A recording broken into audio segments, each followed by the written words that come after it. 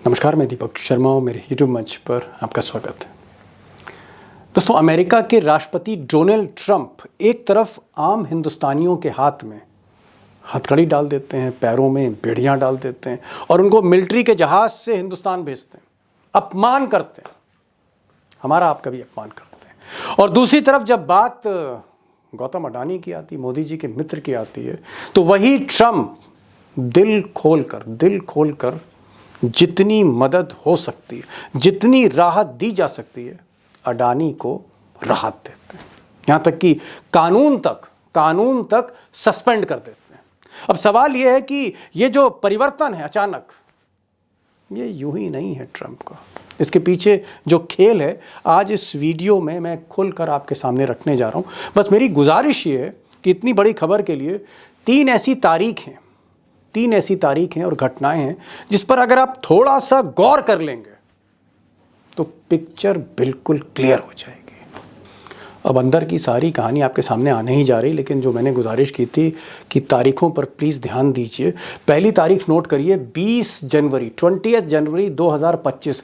इस दिन ट्रंप साहब जो थे वो शपथ लेने जा रहे थे और अचानक उन मेहमानों में, जहां मुकेश अंबानी भी थे, एक खास मेहमान ट्रंप के उस फंक्शन में शामिल होता है, शरीक होता है।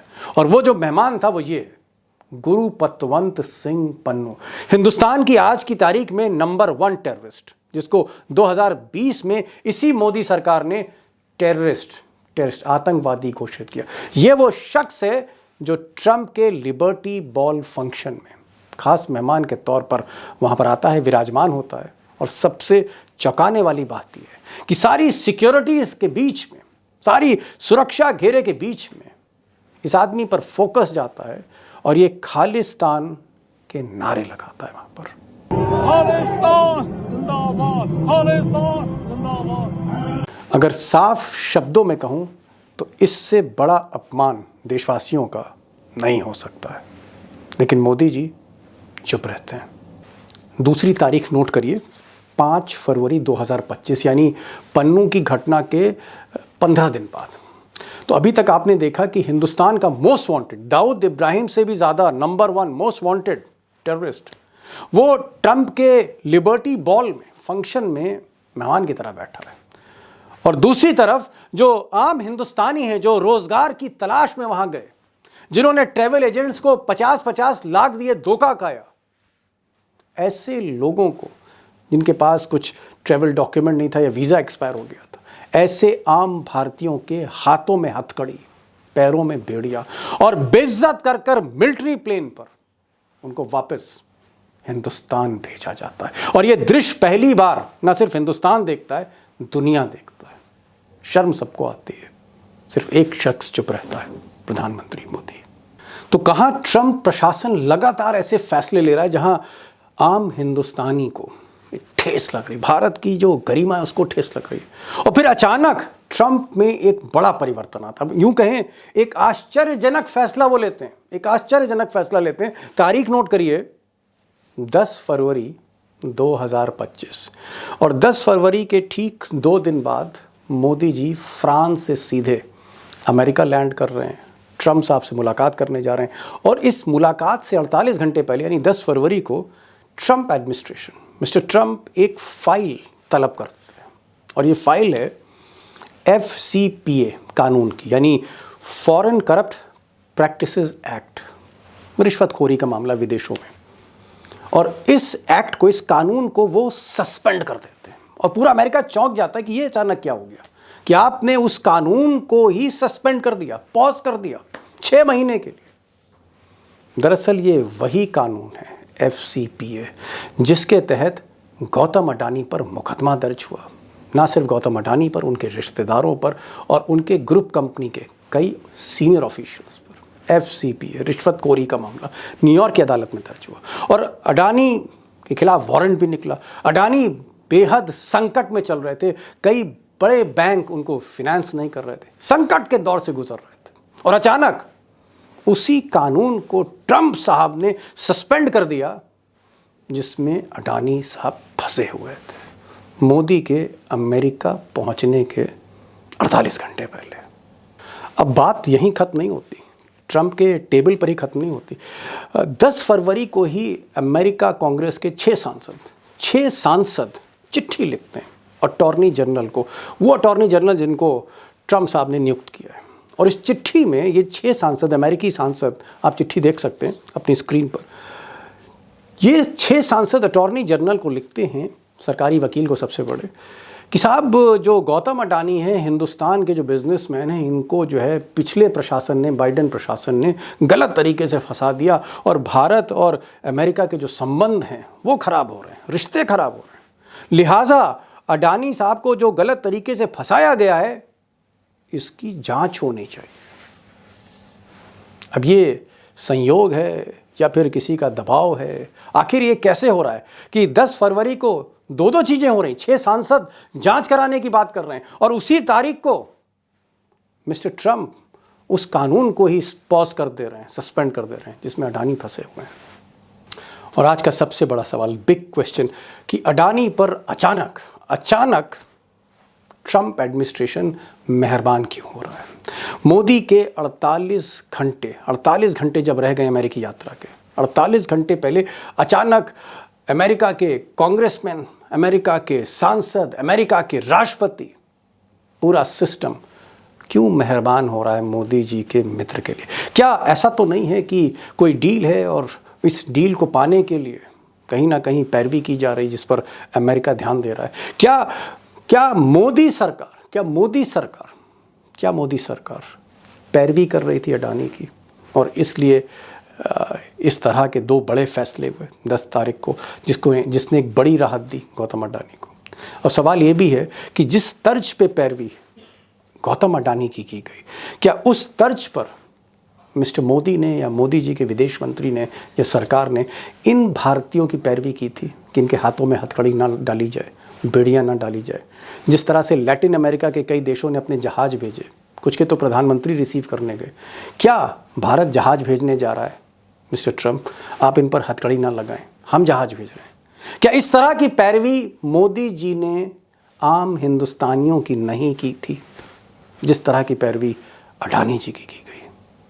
अब दोस्तों, इशू बहुत इम्पॉर्टेंट इशू है और आज मेहमान भी खास हैं, फॉरेन पॉलिसी के एक्सपर्ट्स हैं हमारे साथ। प्रोफेसर अरविंद चतुर्वेदी साहब होंगे, फॉरेन पॉलिसी के एक्सपर्ट हैं। हमारे साथ प्रोफेसर अखिल स्वामी होंगे और न्यूयॉर्क से लाइव हमारे साथ सीनियर लॉयर, क्योंकि मामला ये कानूनी है तो हमने न्यूयॉर्क से सीधे लाइव हमारे साथ हो रहे हैं सीनियर एडवोकेट अशोक अरोड़ा साहब, वो भी लाइव हो रहे हैं। और थोड़ा सा पर्सपेक्टिव में कुछ उमाकांत जी से पूछूंगा। इस डिबेट को सुनिए, समझने की कोशिश कीजिए अंदर का खेल क्या है। क्या मिस्टर मोदी की जो प्रायोरिटी है वो आम हिंदुस्तानी नहीं थे, कोई और था? अरोड़ा साहब, मेरा जो सवाल है बड़ा स्पेसिफिक है। क्या मोदी जी की जो प्राथमिकता है वो अडानी को राहत देना ज्यादा था बनस्पत जो आम नागरिक हमारे हथकड़ियों में आए, बेड़ियों में आए, वो प्राथमिकता नहीं थी? आप इस पर क्या कहेंगे? ये इनविटेशन जो है, this is not an invitation. आप ट्रंप का फर्स्ट लैंग्वेज सुनिए, उसने बोला कि मोदी इज कमिंग। उसने ये फोन की, मैं आपको बता सकता हूं, फोन पे ये बात हुई होगी पक्का कि सर मेरे को तो आने दीजिए, मैं तो मत्था टेक लूं। तो उसने कहा अच्छा आ जाओ। This is invitation procured. वो ये थोड़ी कहेंगे मत आओ। This is not invitation. ये इनविटेशन गया नहीं है मोदी को, ये गोदी मीडिया तो बताएगा नहीं। This is not an invitation to Modi. Modi has sought an invitation. उसकी प्रायोरिटी ही नहीं है लोग, उसकी प्रायोरिटी अडानी अंबानी है, उसकी प्रायोरिटी इंडस्ट्रियलिस्ट है। तो जब आप किसी जज के पास जाते हो, कोई अच्छा ये नहीं तो ये दे दो सर, तो चलो ये दे दो सर। आप ये देखिए, मैं तो एक और बात दीपक जी आपके प्लेटफॉर्म से बात कर रहा हूं, आप इसको एडिट मत करिए प्लीज, आपसे रिक्वेस्ट कर रहा हूं। ये जो बीरेन का रेजिग्नेशन हुआ है, क्यों हुआ है? चर्चिज में आग लगी है वहां पे। ये अब ये जाके कहेंगे कि चर्चिज में जो आग लगी थी सर मैंने तो उसको रिजाइन करा दिया। ये आपको ये बात बतानी चाहिए जनता को। दीपक जी आप ही बता सकते हो, गोदी मीडिया नहीं बता। ये this invitation is sought just to help Adani.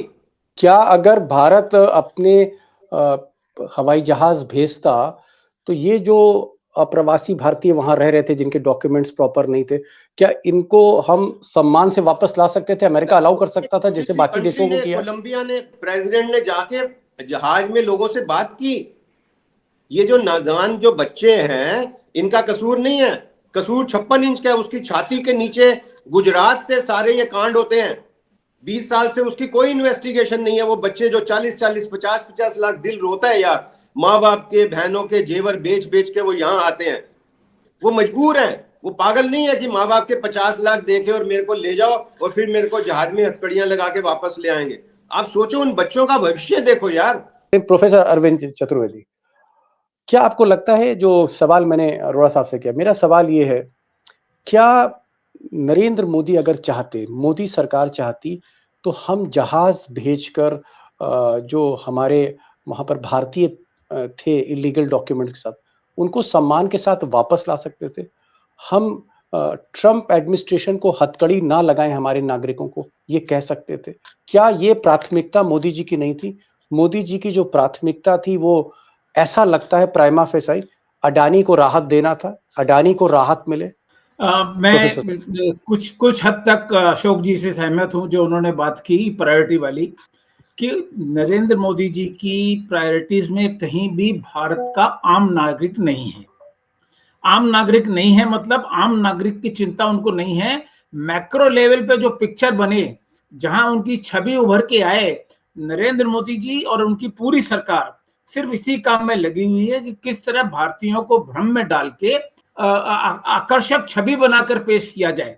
दूसरी बात, अभी सिर्फ नवंबर की बात लीजिए, अक्टूबर नवंबर में जब इस तरह की बात हुई थी तो कौन सी मीडिया ने अमेरिका में पिक्चर दिखाई थी, तस्वीर दिखाई थी कि भारतीयों को जंजीरों में जकड़कर, पैरों में शैकल्स डालकर और हाथ में जंजीरें डालकर 40 घंटे की फ्लाइट में मिलिट्री के प्लेन में भेजा गया?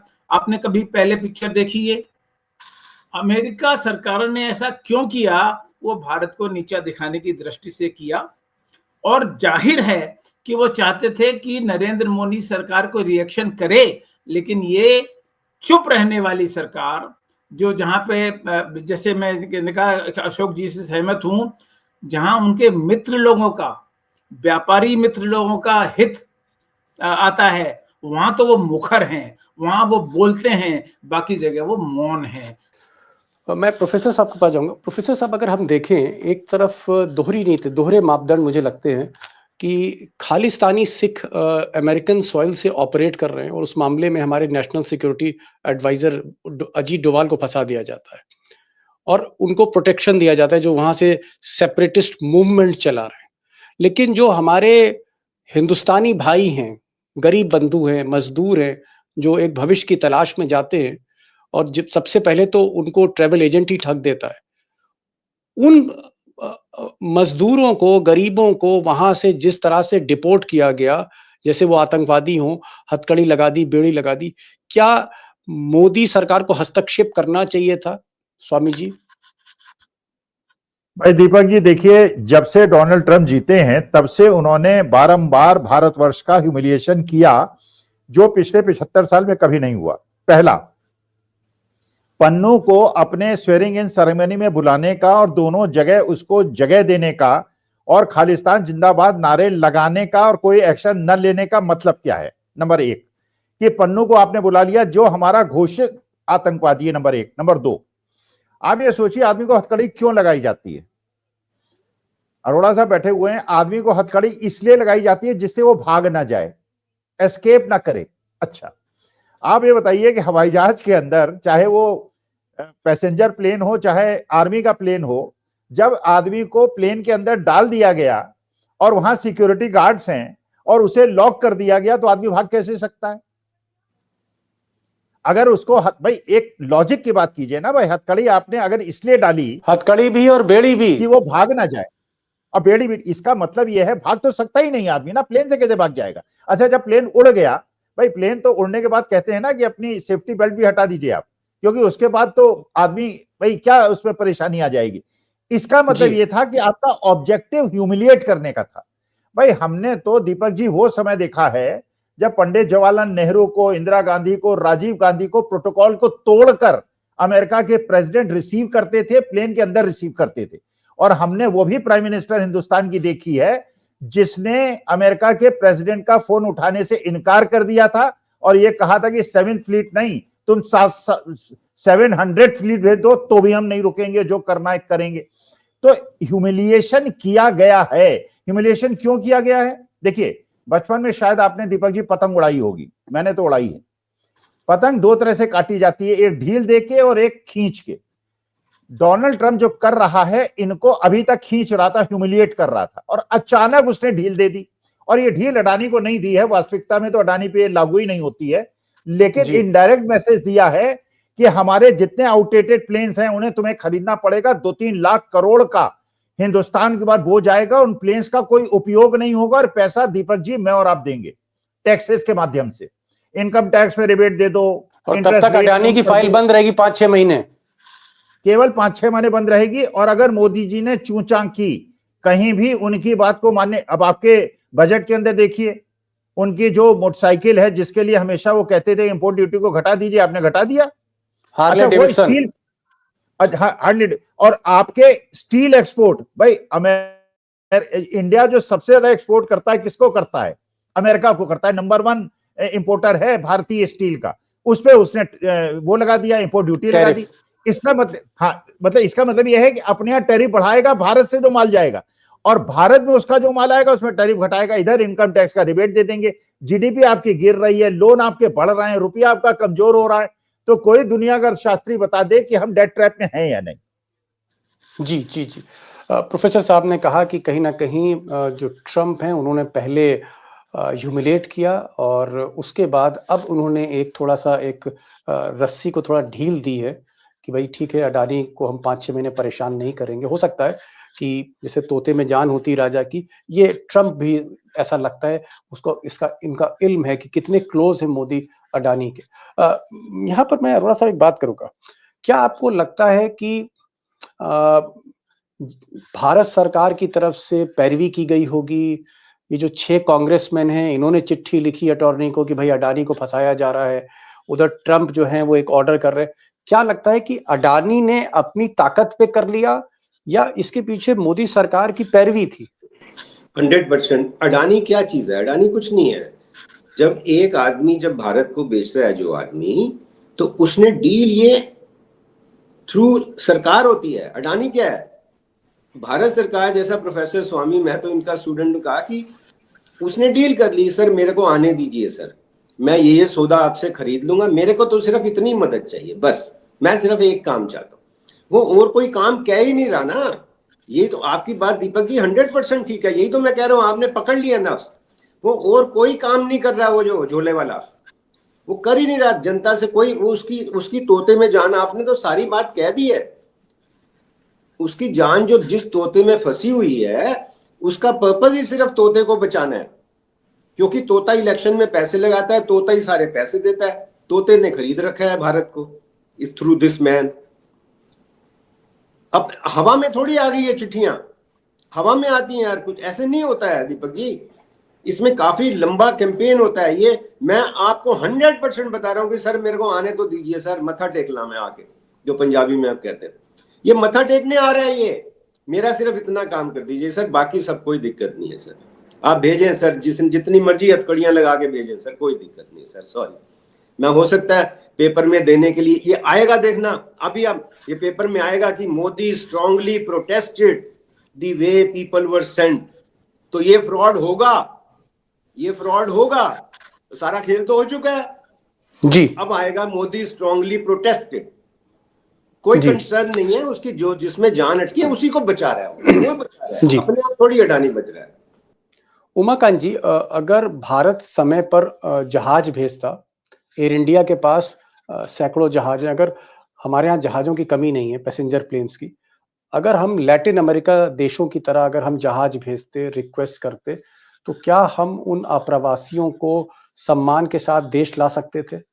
देखिए, जहाज भेजने का जो मुद्दा है वो पहली बार नहीं हुआ। अभी 4-5 साल पहले हमने गल्फ से, वहां जब वार की सिचुएशन हो गई, वार जोन से लोग निकाले हमने, और लाखों की संख्या में हमारे नागरिक खाड़ी के देशों से, गल्फ कंट्रीज से लाए गए, और वहां पर मंत्री लेने के लिए गए उनको, यहाँ से स्पेशल एक एक जहाज के कई चक्कर गए, कई दिनों तक ये कंपेन चलता रहा तो अमेरिका से क्यों नहीं आ सकते? अमेरिका से क्या नहीं आ सकता? आपके आपके जहाज एयरपोर्ट पर खड़े हैं, आप अपना जहाज भी भेजने की जरूरत नहीं। आप किसी दुनिया के देशों के जहाज अमेरिका जाते रहते हैं, आते रहते हैं, तो आप किसी भी जहाज को, चार्टर्ड जहाज में सस्ता पड़ता है आपको।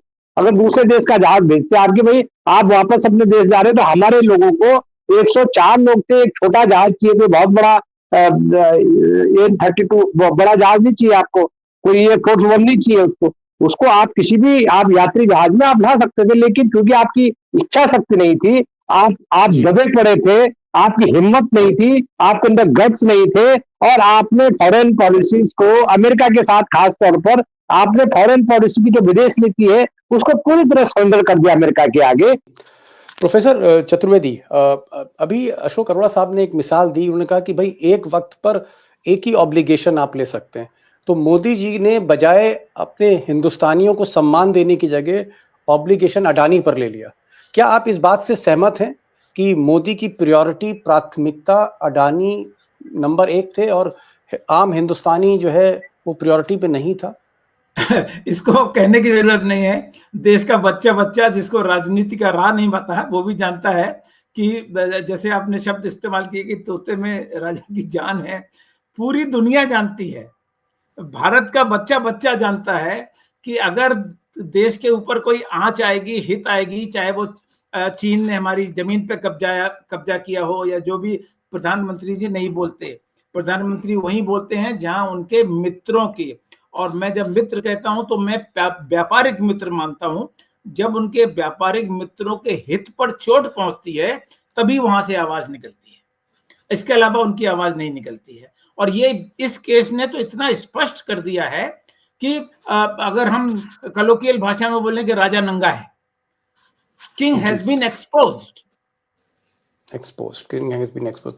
प्रोफेसर साहब, लास्ट क्वेश्चन अखिल स्वामी आपसे, आपको लगता है कि मिस्टर मोदी ने कहीं ना कहीं जिस तरह से ये एक्शन हुआ कि मोदी इस वक्त फ्रांस में है, वो अमेरिका जा रहे हैं, उधर अमेरिका पहुंच रहे हैं और इधर ये ऑर्डर हो रहा है अडानी के लिए, उससे पहले 10 फरवरी को चिट्ठी लिख रहे हैं 6 कांग्रेसमैन और अटॉर्नी जनरल को चिट्ठी लिखी जा रही है कि साहब अडानी को फंसाया गया है, इसकी जांच होनी चाहिए।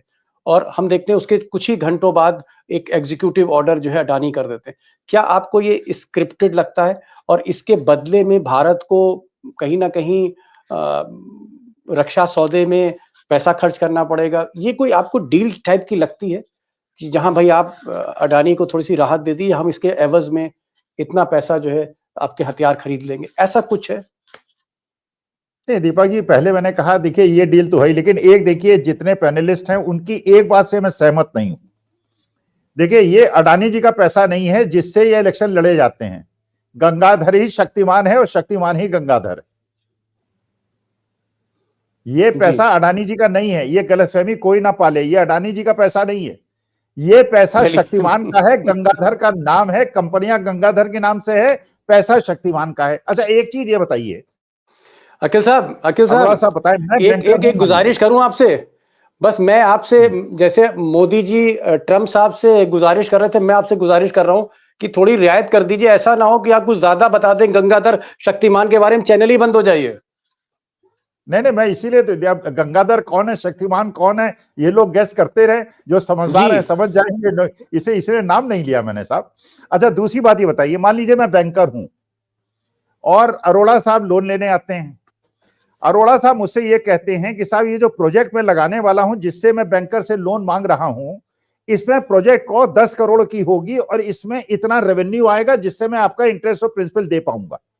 ठीक, ये जो भारत के अंदर जो करप्शन हुआ है जिसके प्रूफ अमेरिकन कोर्ट्स के अंदर हैं, क्या भारत सरकार ने, ईडी सीबीआई ने उन अधिकारियों का जिनके खिलाफ अमेरिकन कोर्ट में प्रूफ सबमिट कर दिए गए, कोई इंक्वायरी आपने सुनी हुई? क्या ये भारत के जनता का अधिकार नहीं था जानना कि अगर भारत के रेलवे के अधिकारियों ने, डीआरडीए के अधिकारियों ने, या जिन अधिकारियों ने भी घूस ली है और घूस लेके रेवेन्यू को इन्फ्लेट किया है, क्या भारत सरकार का कर्तव्य नहीं था उन पर इंक्वायरी करे? नंबर एक। दूसरा देखिए, डोनाल्ड ट्रंप साहब ने 6 महीने क्यों पोस्टपोन किया है? इसलिए पोस्टपोन किया है, वो जो मेक अमेरिका ग्रेट अगेन का जो उन्होंने नारा लगाया है उससे इस पे धक्का लगता है, क्योंकि धोखा भारतवर्ष के जो अंदर हुआ इस पे तो आप चुप होकर बैठ गए, आपने कोई इंक्वायरी नहीं की। लेकिन इस रेवेन्यू को इन्फ्लेट करने की वजह से अमेरिकन से जो पैसा उठाने की आपकी मंशा थी, तो अमेरिकन को धोखा देना चाह रहे थे। तो क्या डोनाल्ड ट्रंप ये स्वीकार करेंगे वहां के अमेरिकन से कि अगर इंडियंस लोग आके आपको धोखा देने के लिए इन्फ्लेट करते हैं रेवेन्यू को और आपके साथ धोखाधड़ी करते हैं तो मैं उसको छोड़ दूंगा, तो क्या Donald Trump can afford it? इसका मतलब यह है कि डोनाल्ड ट्रंप केवल 6 महीने के लिए अपने 2-4 लाख करोड़ का माल बेच के भारतवर्ष को उसके बाद चूड़ी टाइट करेगा। जब भी उसको मन आएगा वो उसकी चूड़ी टाइट करेगा, पैसा बाहर, और ये पैसा कौन देगा? हम आप देंगे। कुल मिलाकर दोस्तों जो पैनलिस्ट से उनके जो स्वर से एक अभिभूति निकल रही है वो ये मतलब निकलता है कि अगर मोदी चाहते तो जो हमारे भारतीय वहां फंसे हुए थे, जिनका डिपोटेशन हुआ, उनको हम इज्जत के साथ अपने जहाज बेच के बिना बेड़ियों के हम ला सकते थे, जिस तरह से बाकी मुल्कों के जहाज वहां गए और वो अपने नागरिकों को सम्मान के साथ लाए। ये इज्जत हम बख्श सकते थे, लेकिन हमारे पैनलिस्ट का कहना है कि मोदी जी की प्रायोरिटी कुछ और थी। और प्रायोरिटी क्या थी, ये आज ट्रंप के एग्जीक्यूटिव ऑर्डर से पता लगा, जब उन्होंने गौतम अडानी, जिनको मोदी जी का मित्र कहा जाता है, उनको राहत दी। हमारे साथ प्रोफेसर अरविंद चतुर्वेदी जी थे, अखिल स्वामी साहब थे। आज अशोक अरोड़ा साहब काफ़ी इमोशनल हो गए और उनका काफ़ी आउटबर्स्ट भी निकला। उनका भी मैं शुक्रिया अदा करूँगा कि वो बने रहे। और उमाकांत जी ने भी एक बात रखी कि अगर भारत चाहता, तो अगर भारत वॉर जोन से, युद्ध भूमि से, अगर आप यूक्रेन से या यमन से अगर आप अपने नागरिकों को रेस्क्यू कर सकते, तो 100% आप अमेरिका से तो ला ही सकते थे, डिपोर्ट कर ही सकते थे। जिसको अमेरिका भेजना चाह रहा था उसको आप ला सकते थे। ये उमाकांत जी का कहना है। मैं सबका शुक्रिया अदा करूंगा और अखिल जी आपका भी करूंगा, आप बहुत शॉर्ट नोटिस पर आए। Thank you mister Ashok Arora from joining from New York right now. और प्रोफेसर चतुर्वेदी आपका भी शुक्रिया, उमाकांत जी का शुक्रिया। Thank you so much, thank you so much sir.